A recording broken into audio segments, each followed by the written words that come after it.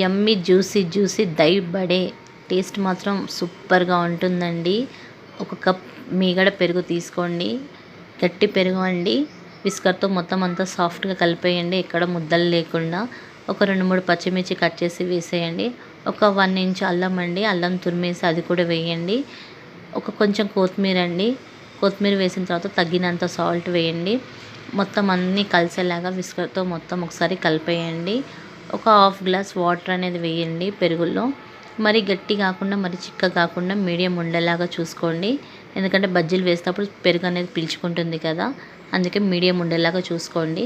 1 cup besan తీసుకోండి. బేసన్ తీసుకున్నాక తగినంత సాల్ట్ అయితే వేసేయండి, తగినంత కారం అండి, వంట సోడా కొంచెం వేయండి, వాము అండి కొంచెం క్రష్ చేసి వేసేయండి, అట్లా ఫ్లేవర్ అనేది బాగుంటుంది.